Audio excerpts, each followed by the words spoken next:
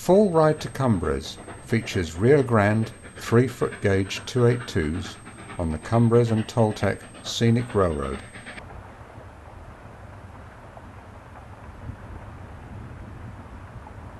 Here we see glimpses of the remote countryside at the inaccessible eastern end of the line, including the lunch stop midway point at Uja, and finally at Tanglefoot Curve just below Cumbres Pass.